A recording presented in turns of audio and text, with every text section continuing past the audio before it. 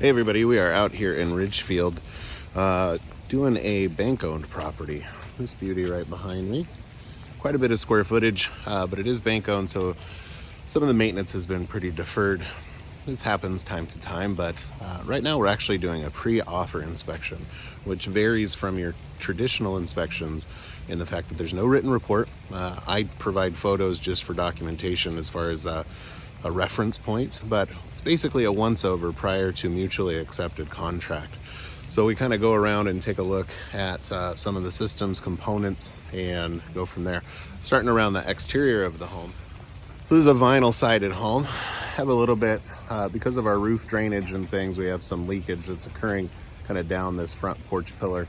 And then the siding itself, either pet damage or ultraviolet damage. Normally you don't see these stains that are occurring on this vinyl siding as much as is here presently.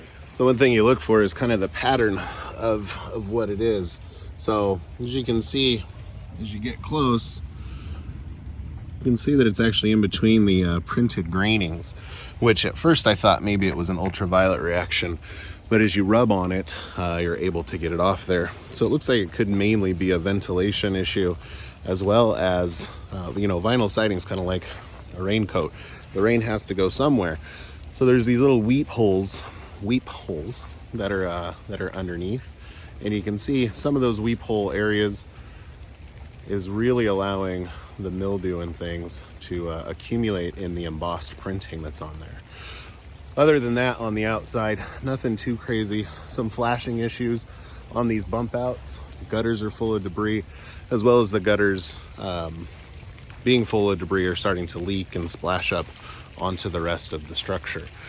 Then our typical, deferred maintenance or mildew that's starting to accumulate on the soffits, as you can see there. So I want to get all of that treated and taken care of prior to, actually not prior to anything, just want to get it treated and cleaned off. There's some pretty cool, I don't know what they are, banana tree plants. This is just a personal note, that are huge. Never seen them quite this big, especially in this rainforesty area. Kind of gives it a tropical feel, even though we're out here at Battleground Ridgefield. This is the north side of the home.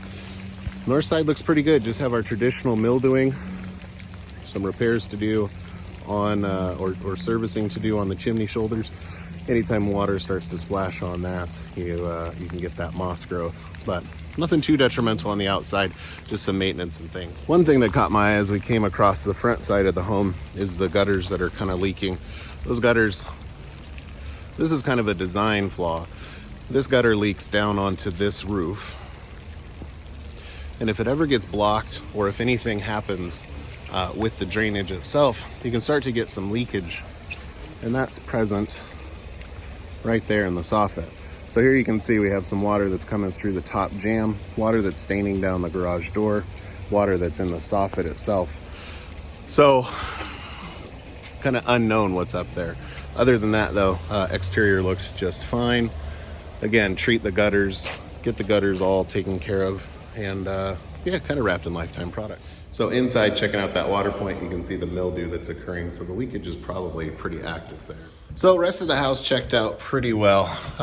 Overall, just some kind of deferred maintenance throughout, and that's the theme. We discussed kind of what's happening up in this section with the roof. Have some leakage that's occurring. Looks to me like it's outside of or it's from the pressure tank for the well system. The well pressure tank is not waterlogged. It has pressure in it. So looked good there.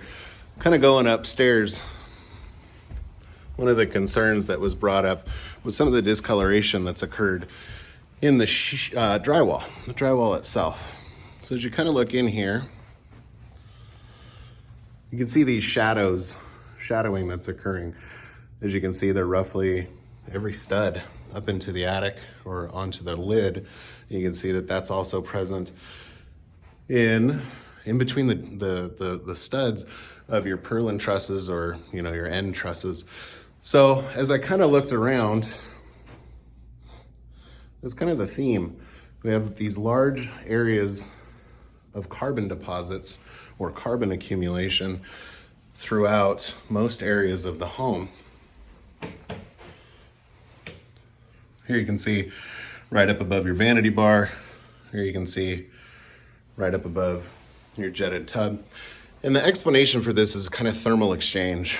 Because this is a scissor truss or a truss that has the vault in it, you have areas where you have batted insulation in between these sections. So that, accompanied with your north-facing wall on this one, your carbon that's coming out of what looked like to be old electronics, and just how dirty a lot of the surfaces are, you kind of start to extrapolate what the cause is. When you have, there was a concern that it was going to be fire issue or an old fire that had taken place. But when you can start to see the old picture frames,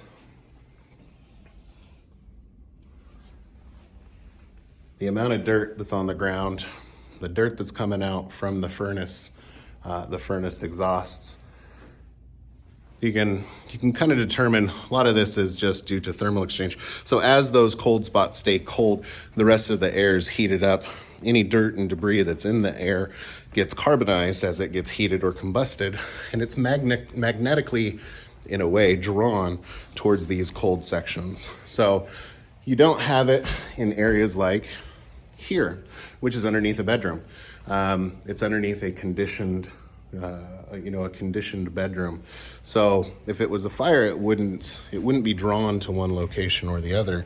But because of that large vaulting that's in that room and just the amount of dirt and debris that is collected throughout the home, that's kind of the explanation there. You will see that a lot in your vaulted homes, vaulted ceilings, where they have cadet wall heaters or heaters that you turn on and off with the thermostat and like in the wall, basically. So that cold air goes in, dirty air goes in, hits the convector, it gets carbonized or combusted, and then as the hot air gets drawn towards your cold surfaces, that carbon just sits and collects on those little cold spots. So again, pretty typical with vaults, pretty typical with wall heaters or cadet or Merkel type of wall heaters. Nothing too crazy. We did determine that this roof leak, as mentioned earlier, is active. They have thrown some shingles up there to kind of splash it away. But because of the amount of intrusion, I'm going to need to do a flood cut and open it up and take a look and see what's happening there at a later day. So this kind of concludes the pre-offer consultation. These are becoming more and more popular as people need to make offers, and you want to know before kind of going in what might you come up against in an actual inspection. The nice thing is for me, there's no documentation. I do include photographs so that so at least you have a point of reference on what the concern is. And yeah, they're pretty quick. Take about an hour to walk through and assess and recap. So again, out here in Ridgefield off of 50th. If you'd ever like to come take a look at one of these homes, contact information is in my profile. Myself, my wife Alicia, we'd love to show you a place like this. 5 acres, has some wetlands. I think this one's around $440,000. Nice 4-bedroom. Obviously, it's going to take some sweat equity to get it back to where it was, but really cool surround. Lots of forestry and a nice lighted private drive. So thanks for watching, guys. Bye.